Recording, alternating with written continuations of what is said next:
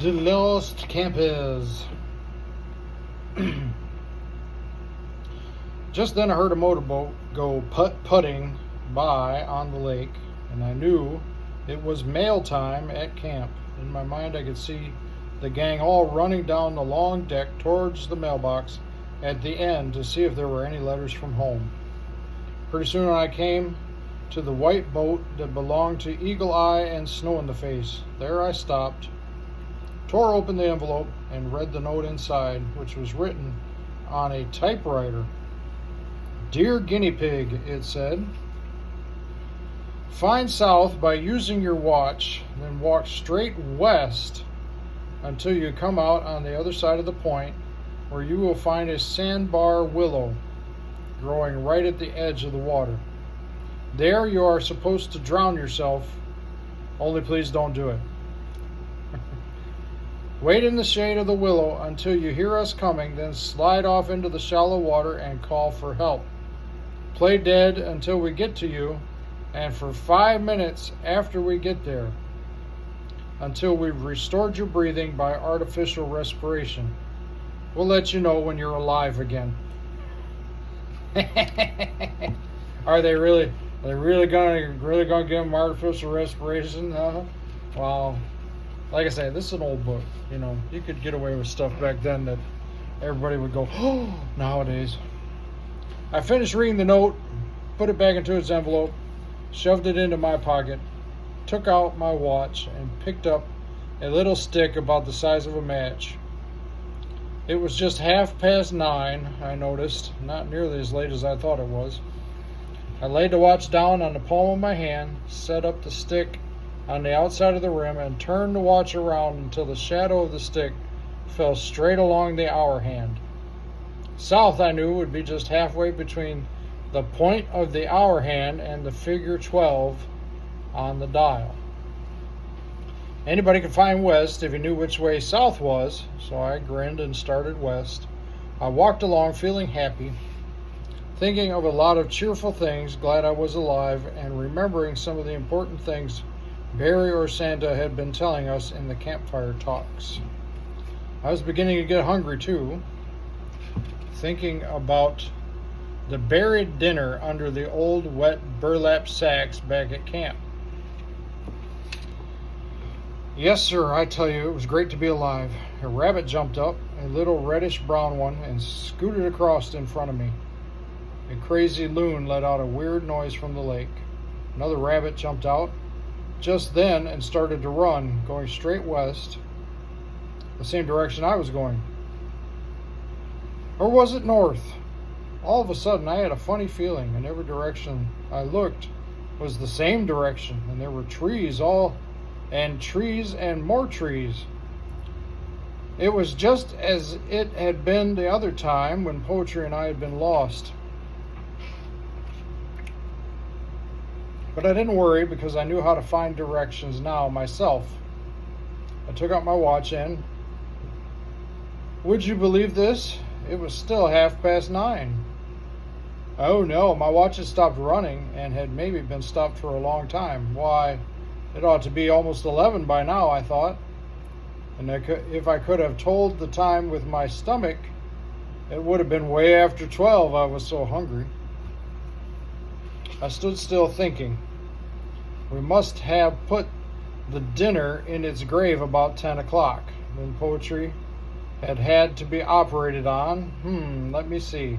I thought, yes, it ought to be about 11 by now. But that would change the directions all around. It meant that I hadn't been going in the right direction at all. I might miss the willow tree when I got there. Anyway, I set my watch forward to 11 o'clock, wound it, and found south again. Then I started out in the direction I thought I was supposed to go, feeling funny and wondering, what if I get lost again? Barry had said in his talk last night, see there, boys? That's why we have to have the Bible, which is God's Word, to show us the right direction to go. Nobody would know right from wrong, or how to live at all, or how to go on, or how to go to heaven if we didn't have this compass. Then he had held up the Bible for us to see, and I had reached into my vest pocket where I always kept my New Testament and felt proud to think that my parents knew enough to buy me one and teach me to read it. Actually, I found an entire Bible. I mean, I got to have my glasses on to read it nowadays, but I found an entire Bible that you can fit in your pocket, not just New Testament. Although the New Testament is smaller, but and yeah, you know, I got big pockets. Anyway, I kept on walking, knowing I was going close to right, and that sooner or later I'd get across the neck of the forest, which I did. In about 3 minutes more, I heard the washing of waves against the shore, and there was the lake and the sandbar and the willow near the water's edge. Woohoo! I waded out through the soft white sand and lay down in the shade of the little tree, wondering why the shade should be on the south side of the tree at noon when it was supposed to be on the north. Oh well, I thought. I never was very good at feeling directions, so I quit worrying about it. It didn't matter how I felt. South was south, and nobody could change it, just like the Bible, which says, "Believe in the Lord Jesus, and you will be saved." And that settles it. We boys liked Barry Boyland, and we thought our parents were the wisest parents in the world to give us this kind of vacation. Pretty soon the gang would be coming to bring me back to life again, so I lay there thinking and imagining, what if I was dead?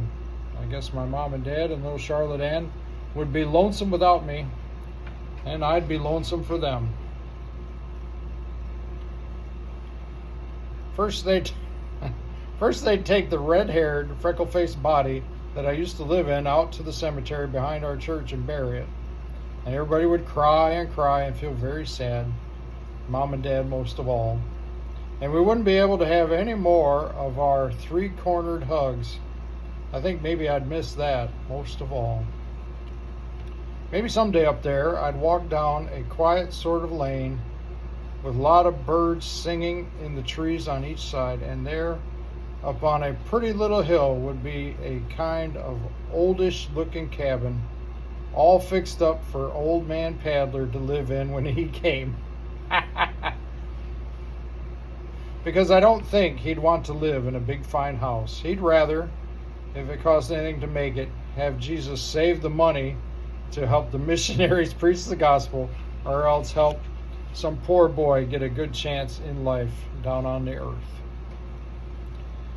I might even walk up to the oldest looking cabin some morning and look after the flowers for him, so that when he got there, everything would be just like he'd like to have it. Then I'd get a drink at his spring if I was thirsty, although Sylvia's dad says we won't ever get thirsty in heaven. Maybe the Bible means, though, that a boy can always have all the water he wants.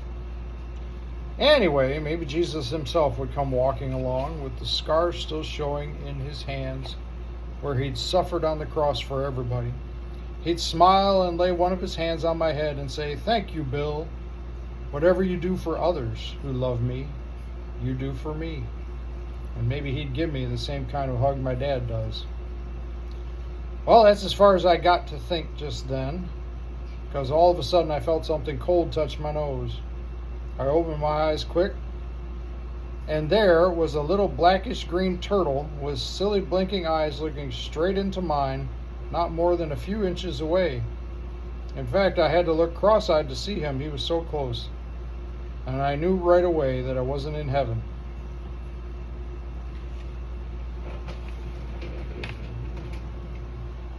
Oh, okay. You're both still awake, huh? All right.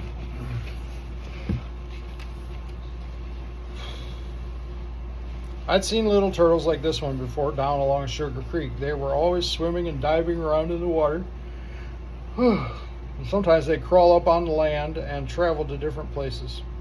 Turtles even migrate the way birds do, although they don't move in such big companies as birds or grasshoppers. And that reminds me, when Old Man Paddler was a boy, grasshoppers used to be so thick sometimes that when they'd fly or migrate from one part of the country to another, they'd actually hide the sun like a big cloud. It'd be almost dark on the earth. Interesting. Well, sometimes when turtles shuffle around up on the shore, they try to cross the road and they get run over, not having much sense as a boy who looks both ways before he starts and waits if he doesn't have time enough to get across. This little guy was as surprised as I was, and he didn't seem to like me any better than I did him. He turned around as quick as anything, scrambled away towards the willow tree, and started headfirst into a patch of grass, a little like a wood tick squirming headfirst into a boy's side, carrying his bony house with him, as turtles do. I'd hate to have to carry a house with me wherever I went, although I suppose if it was a part of me, I wouldn't mind so much. Just that minute, I heard the gang coming. I rolled over a couple of times and went kersplash into the water, screamed a wild scream for help, splashed around a little, and sank to the bottom, the water being only about 8 inches deep. I lay on my back with my face and nose sticking up like a turtle's nose when it's in the water and just looking around. Only I kept my eyes shut. Then I screamed another blood-curdling scream and kept on lying still with my eyes shut. I could hear footsteps running across the sand. Squash, swish, crunchity, crunch, crunch, crunch. The kind of noise a boy makes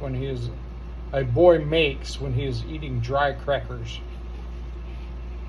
I kept on keeping my eyes shut and my lips too, trying hard not to grin and thinking of how cold the water was, and that kept me from smiling. Then for a fraction of a second, I opened my eyes and shut them quick.